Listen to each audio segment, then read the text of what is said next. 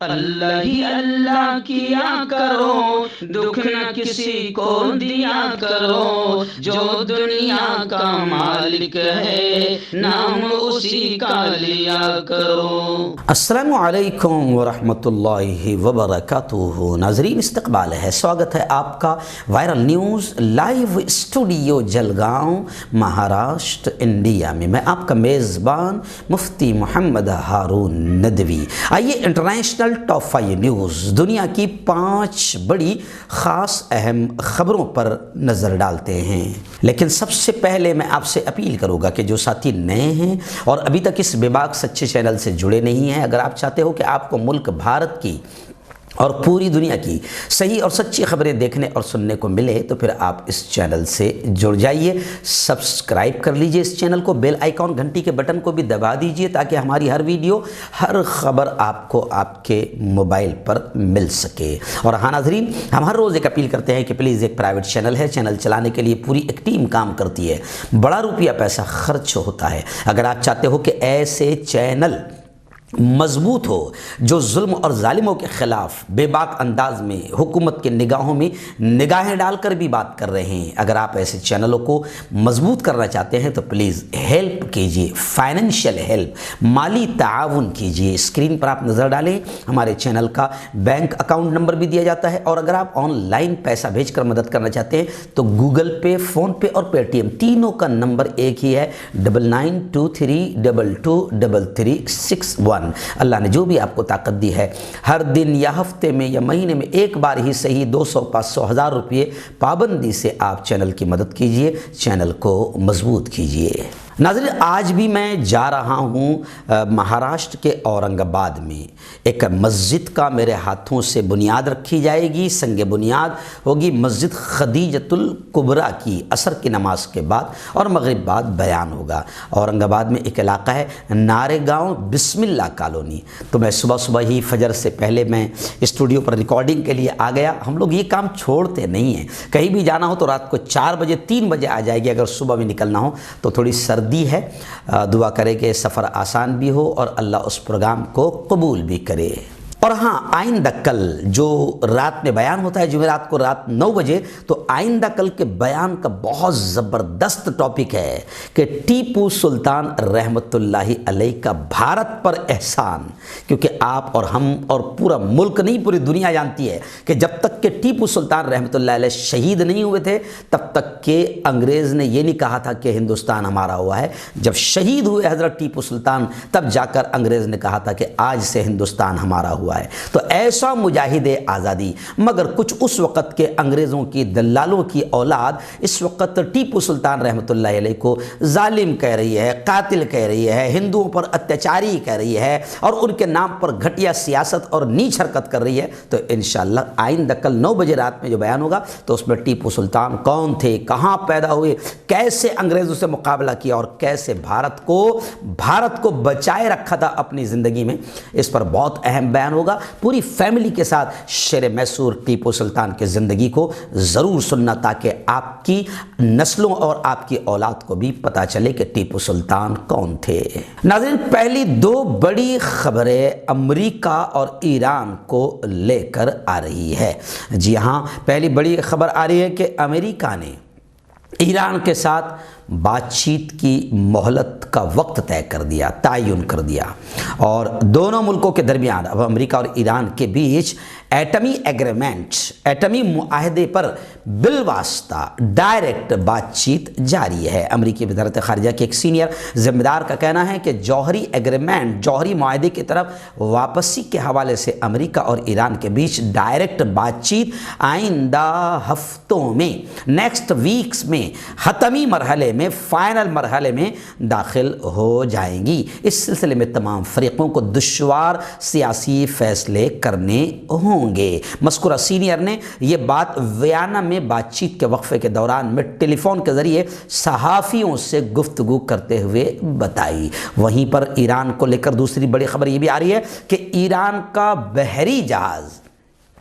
Venezuela میں 20 lakh barrel تیل اتار رہا ہے۔ ایران کے ایک بہت بڑے تیل بردار بحری جہاز نے اسی ہفتے وینزویلا کی تیل کمپنی کی مرکزی بندرگاہ پر اپنی کھیپ اتارنی شروع کر دی ہے۔ یہ کمپنی وینزویلا کی ریاست کی ملکیت ہے۔ جہاز پر تقریباً 20 لاکھ بیرل تیل مال موجود ہے۔ اس بات کا انکشاف ایک تجارتی دستاویز اور تیل بردار جہازوں کی سرگرمیوں پر نظر رکھنے والی ایک خدمت نے کیا ہے۔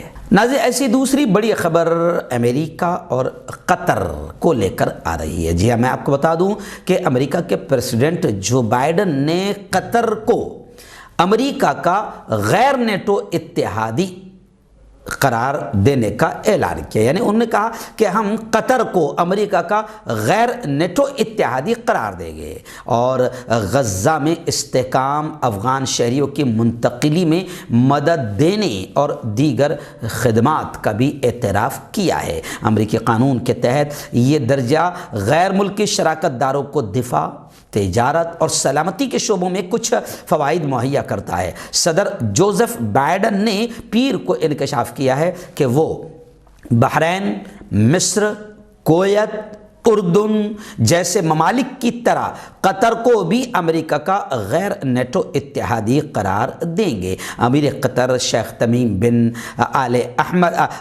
حمد آل ثانی سے ملاقات سے پہلے صدر بائیڈن نے کہا کہ میں کانگریس کو مطلع کر رہا ہوں کہ میں قطر کو ایک بڑا غیر نیٹو اتحادی نامزد کروں گا تاکہ ہمارے تعلقات کی اہمیت کی عکاسی ہو سکے۔ میں سمجھتا ہوں کہ یہ طویل عرصے سے زیر التوا اقدام ہے اور اب میں یہ قدم بڑھا رہا ہوں اور قطر کو میں امریکہ کا غیر نیٹو اتحادی قرار دوں گا۔ ناظرین، بڑی خبر اس وقت، دو بڑی خبریں اسرائیل کو لے کر آ رہی ہے۔ جی ہاں، لگتا ہے کہ اسرائیل دنیا میں صرف جاسوسی کے لیے ہی پیدا ہوئے۔ انتہائی نیچ، گھٹیا، کمینی حرکتیں اسرائیل ہی کرتا ہے۔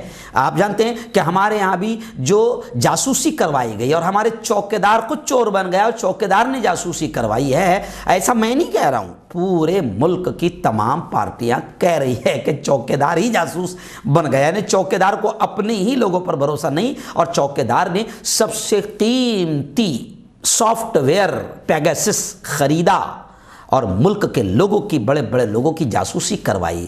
جی ہاں، اور وہ سافٹ ویئر بھی اسرائیل سے خریدا۔ تو ایسی ہی خبر آ رہی ہے کہ لبنان میں اسرائیل کے 17 جاسوس نیٹ ورک پکڑے گئے۔ معاشی بحران اور افراتفری کا فائدہ اٹھاتے ہوئے در اندازی کی کوشش کر رہے تھے۔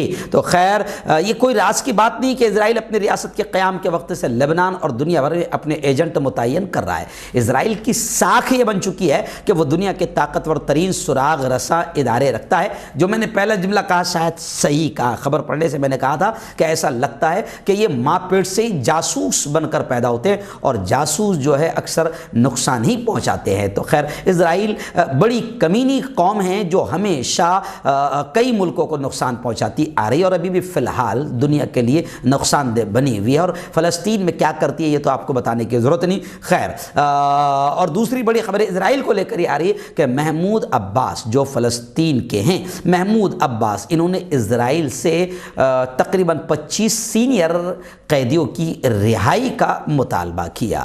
فلسطینی عوام اسرائیلی جیلوں میں اپنے قیدیوں کو اسیران آزادی شمار کرتے ہوئے قدر اور احترام کی نظر سے دیکھتے ہیں۔ ان لوگوں نے اس واسطے اپنی جان قربان کر دی کہ فلسطینی قوم کے بقیہ افراد آزاد سرزمین پر سانس لے سکیں۔ جی ہاں، میں آپ کو بتا دوں کہ اسرائیلی جیلوں میں 500 سے زیادہ قیدی ایسے ہیں جو عمر قید کی سزا کاٹ رہے ہیں۔ ان میں بڑے عمر والے لوگ بھی ہیں اور کچھ ایسے بھی ہیں جن کو 20 برس سے بھی زیادہ جیل میں ہو چکے ہیں۔ یعنی آپ سمجھ سکتے ہیں کہ اسرائیل کتنی گھٹیا اور ظلم و تشدد کی حرکتوں کو اپناتا ہے۔